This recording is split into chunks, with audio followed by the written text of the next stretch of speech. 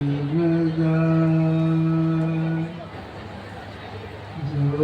कछु कहो तुम्हें बोलते कछु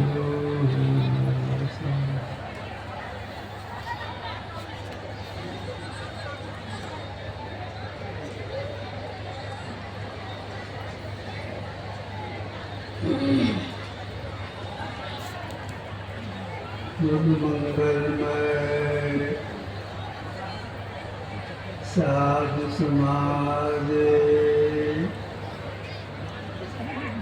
धर्म प्रेमी सज्जनों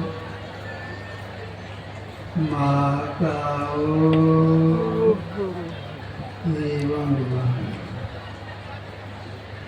कल भी मैं कहा था इतने लोगों की भीड़ क्यों हुई, इसलिए हम लोगों के कुछ गुरुदेव के पितृगृह पर यह सत्संग रखा गया है। तो पितृगृह को देखने के ख्याल से और यहाँ अध्यात्म ज्ञान को प्राप्त करने के ख्याल से इतने लोगों की इतनी भीड़ हुई है। तो सीधा होकर एक बात मैं सुना था, सीधा करेंगे कैसे कैसे न लिखा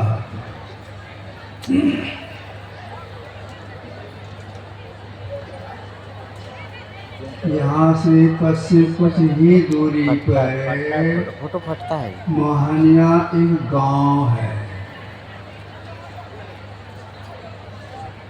गुरुदेव वहाँ गए थे सत्संग करने के लिए।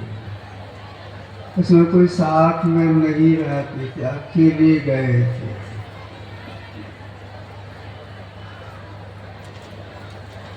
सत्संग करके जब आए उसके पहले ही एक व्यक्ति आकर के पिताजी से शिकायत कर दिए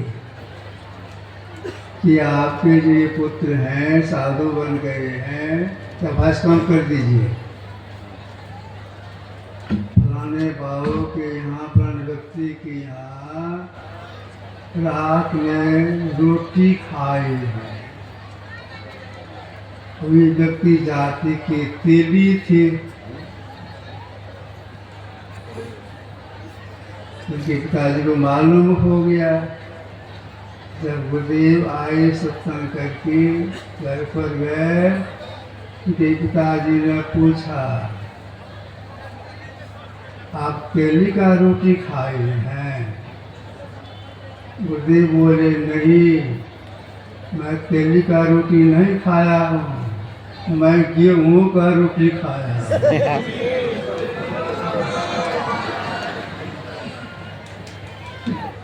छोटे उम्र से गुरुदेव को यह अस्फुरना होती थी, प्राकृतिक स्वभाव के थे। मैं से मेरी बात झट से समझ चाहते थे, कर भी दे देती है। इनके पुत्री गृह पर हम लोग आए हैं यहाँ सत्संग करने के लिए, अध्यात्म ज्ञान सुनने के लिए। देखिए अध्यात्म ज्ञान है, बहुत बारीक है। जब गौर से सुनेंगे, बार बार सुनेंगे, तब कुछ बात समझ में आएगी। एक बात सुनाता हूँ आपको। एक भक्त अपने गुरुजी के पास गए। गुरुजी ज्ञानागार से मुक्त होकर के बैठे थे, तो चिंतन कर रहे थे। उसी समय उनके एक शिष्य पहुँच गए, प्रणाम किए। प्रणाम करने के बाद हाथ जोड़ के निवेदन करते हैं, हम एक जिज्ञासा लेके आए, समझा दीजिए हमको। तो क्या जिज्ञासा है? जिज्ञासा यही है, ईश्वर और जीव में क्या अंतर है, यही जिज्ञासा है। क्या निवेदन किए? ईश्वर और जीव में क्या अंतर है? गुरु जी बोले, देखो जी, जैसा आप प्रश्न कर दिया, इस प्रश्न को सुनने के साथ ही तो प्यास लगती है। बड़ा गंभीर प्रश्न है। पहले हम पानी पिएंगे, इसके बाद तब इसका उत्तर देंगे। बगल में गंगा नदी बह रही है, मेरा कमंडल लो, एक कमंडल गंगा जल लाओ, उसको पी लेंगे, तब उत्तर देंगे। भक्त उनके कमंडल को उठाते हैं, लंबा डेक करते हैं, बगल में गंगा बह रही थी, एक कमंडल पानी लेके आ गए, सामने में रख दिए। गुरुदेव ले आया, अच्छा ठीक है। गुरुजी क्या करते हैं, कमंडल में पानी था, उस पानी को एकटक से पहले देखने लग गए, बहुत देर तक देखते रहे। तो भक्त के मनोहुआ इसे देख रहे हैं, इसमें कहीं पूरा करकट हो, इसको निकाल देंगे तब पिएंगे। कुछ देर देखते रहे, इसके बाद अपनी एक उंगली को कमंडल के पानी में घुसाए, कभी बाईं ओर कभी दाईं ओर, कभी बाईं ओर कभी दाईं ओर, कभी हाथ के साथ ऊपर कभी नीचे भी कर रही है।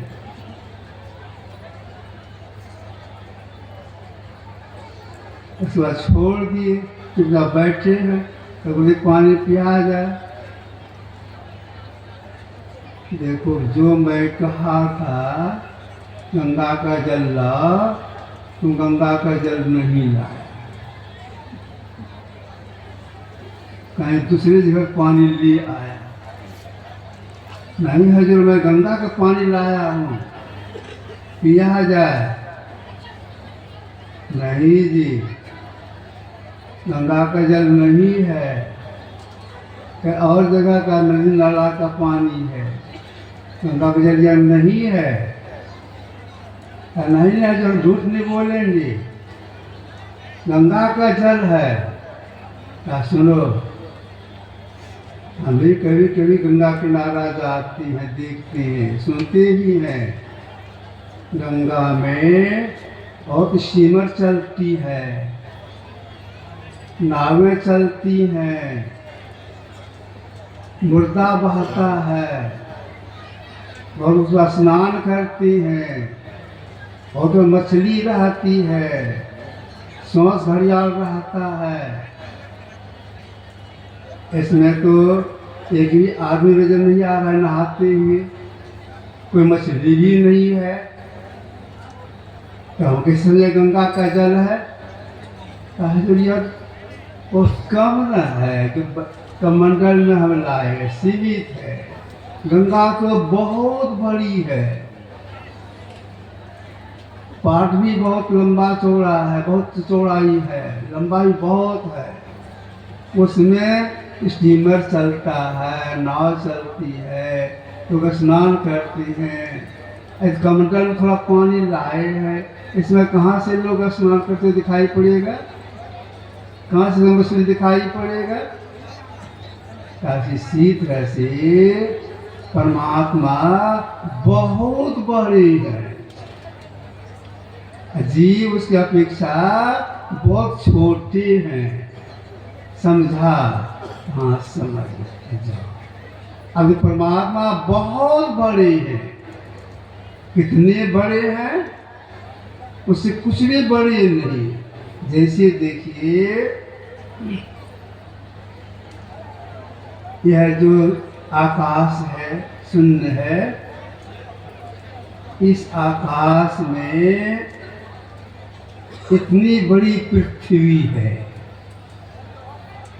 ऐसी आकाश में सूर्य से भी बड़ा, हाँ पृथ्वी से भी बड़ी, पृथ्वी से बड़ा सूर्य है,